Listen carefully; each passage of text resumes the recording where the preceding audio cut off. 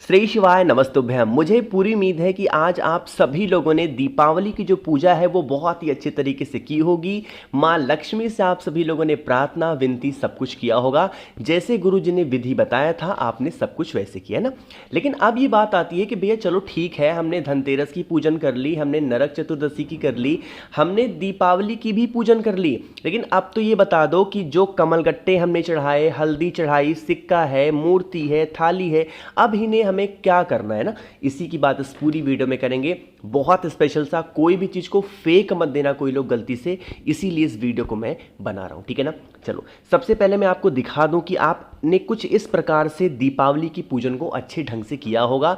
आप गुरुजी ने जैसे जो चीज़ें बताई थी आप सभी लोगों ने उन सभी चीज़ों को अच्छे से किया है ना। अब बात ये आती है कि भैया हम लोगों ने जो सिक्का रखा हुआ है इस सिक्के का हम क्या करेंगे, जो कमल के फूल चढ़ाए उन्हें हम क्या करेंगे, जो दीपावली के दीपक हैं उन्हें हम क्या करेंगे, अबीर हुआ, फूल हुआ, मिठाई हुआ, फल हुआ, कमलगट्टा हुआ, अमर बेल हुआ, मूंग के दाने, मतलब कहने का है जितनी भी पूजन सामग्री थी उन्हें हमें क्या करना है। तो उन सभी का बस एक ही जवाब है कि आपको अभी किसी भी चीज़ का कोई भी विसर्जन नहीं करना, ठीक है ना। जब 5 दिवसीय पूजन आपकी खत्म होगी तो उन 5 दिवसीय पूजन के बाद में जो भी पूजन सामग्री आपने माँ लक्ष्मी के स्थान पे उन सिक्कों के ऊपर समर्पित किया था, चढ़ाया था, आपको फिर विसर्जन करना।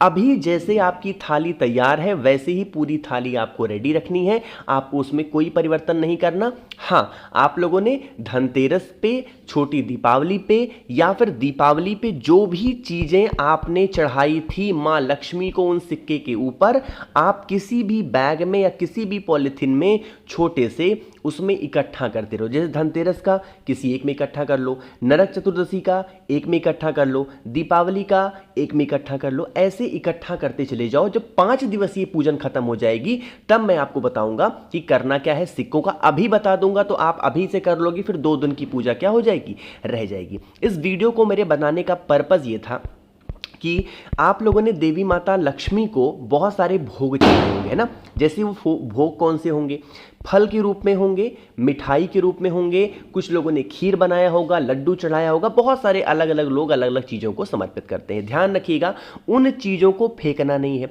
जब आप माँ लक्ष्मी की पूजन कर लो थोड़ी देर के बाद में, 1 घंटे 2 घंटे के बाद में, जब आप अपने घर में देखोगे सारे दीपक बुझ गए हैं जो आपने जलाए थे, उसके बाद में जो भोग लगाया माँ लक्ष्मी को, आप उसे उठा करके पूरी फैमिली, पूरे परिवार के साथ में आप उसे ग्रहण कर सकते हो, आप उसे खा सकते हो। ऐसा कोई इशू नहीं है कि आप खा नहीं सकते हो ना। देखो ध्यान रखिएगा, जो कमलगट्टा की बात होती है ना कि भैया कमलगट्टा अच्छा उसको हम क्या करेंगे, कमलगट्टा ध्यान रखिएगा 5-5 कमलगट्टा आपने 3 दिनों तक चढ़ाया, आपके पास में इस टाइम पे 15 कमलगट्टे हो गए होंगे, है ना। आपको उन कमलगट्टे का विसर्जन बिल्कुल मत करना है, इसीलिए वीडियो को मैं स्पेशली कमलगट्टे के लिए बना रहा हूँ। 15 कमलगट्टे आपके पास में हो गए, उन्हें संभाल के रख लेना। जब भी आप साल भर कोई भी उपाय करो, नई चीज़ों को खरीदने की ज़रूरत नहीं है। जो कमलगट्टा आपके पास में पहले से था उसी कमलगट्टे का इस्तेमाल आप कर सकते हो। मेरी बात आ गई क्या समझ में। तो आप इस तरीके से कुछ इन सभी चीज़ों को करेंगे और जैसे पूज्य गुरुजी ने विधि पूरी बताई थी आपने वो सारे कम कर दिए। अब यहाँ पे हम लोग जो सबसे बड़ी बात आती है कि भैया जो दीपावली के दीपक थे ना, कुछ लोग बताते हैं कि इन दीपक का विसर्जन नहीं किया जाता। देखो ऐसा कोई हार्ड एंड फास्ट रूल नहीं है। आप चाहो तो दीपावली के जो दीपक आपने जलाए थे 5 दिवसीय पूजन के बाद में विसर्जन भी कर सकते हो, लेकिन मैं तो सबसे हर साल यही बात कहता हूँ कि आपको किसी भी दीपक को फेंकना नहीं है ना तो तोड़ना है। क्यों? क्योंकि जब हम साल भर कोई उपाय करेंगे तो हमें नए दीपक को लेने की जरूरत नहीं है। जो दीपक हम लोगों ने अपने घर पे दीपावली के दिनों में जलाई थी, भले ही वो पुराने हो गए हैं, लेकिन हम उस दीपक को किसी भी देवी देवता के सामने, चाहे गोल बत्ती का लगाना हो चाहे लंबी बत्ती का लगाना हो, हम वहां पे लगा सकते हैं। तो इसीलिए ये जो दीपावली के दीपक होते हैं ये आपको बहुत ज़्यादा फायदा करते हैं। आप साल भर जो भी पूजन पाठ करोगे उसमें काम आएंगे। तो इन सभी दीपकों को फेंकने की कोई ज़रूरत नहीं है। मेरी बात आई क्या समझ में? हाँ, एक चीज़ का ध्यान रखिएगा, जितने भी दीपक दीपावली के होंगे उस दीपक में घी का दिया मत लगाना। बस यही मेरी एक बात आपसे कहनी थी। इस वीडियो को ज़्यादातर बनाने का पर्पस कमलगट्टा और इसके लिए था कि जो दीपक दीपावली के हैं उस दीपक के अंदर आपको ध्यान रखना है कि आपको घी का दिया नहीं जलाना, क्योंकि जिस दीपक में तेल का दिया एक बार लग जाता है उसमें अगर आप घी का दिया लगाओगे तो इससे आपको दोष लगता है। इसीलिए आपको इस सब चीजों का ध्यान रखना, ठीक है ना। मेरी बात आ गई समझ में। बाकी आज तो दीपावली आपकी खत्म हो गई है, कल से आपका स्टार्ट हो जा रहा है गोवर्धन पूजा और साथ ही साथ भाई दूज, है ना। कुछ लोग कल गोवर्धन पूजा मनाएंगे, कुछ लोग परसों मनाएंगे, जैसा आपके यहाँ होता होगा। ध्यान रखिएगा, गोवर्धन पूजा पे और भाई दूज पे नए दीपक का प्रचलन नहीं होता है। हम लोग के साइड नहीं होता, आप लोग के साइड होता है कि नहीं होता मुझे नहीं पता।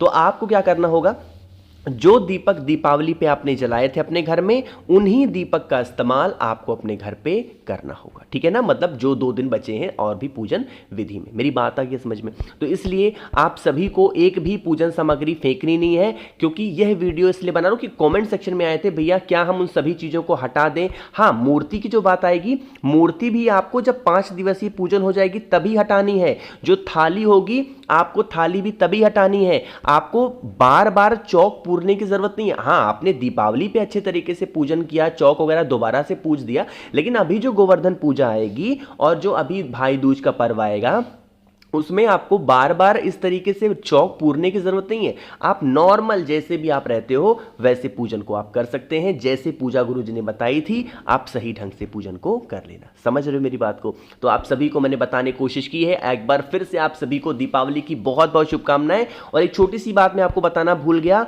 कि ऑफर चल रहा है भाई, आज रात 12 बजे तक आप सभी के लिए ऑफर चल रहा है। और वो ऑफर की बात आपको मैं फिर से याद दिलाना चाहता हूं कि अगर आप मुझसे 7 मुखी रुद्राक्ष लेते हो या तो 9 मुखी, इन दोनों में से कोई भी एक रुद्राक्ष लेते हो तो आपको इसके साथ में 5 मुखी रुद्राक्ष फ्री मिलेगा, 3 मुखी रुद्राक्ष फ्री मिलेगा, कमल गट्टे 108 कमल गट्टे की माला आपको फ्री मिलेगी, प्लस महादेव को समर्पित करने के लिए 50 ग्राम भस्म मिलेगा। ये सारी चीजें आपको फ्री मिलने वाली हैं, लेकिन उसके लिए आपको 7 मुखी या 9 मुखी रुद्राक्ष आज रात 12 बजे तक आपको लेना होगा। नंबर नोट कर लीजिए, 9005643345 मेरा व्हाट्सएप नंबर है।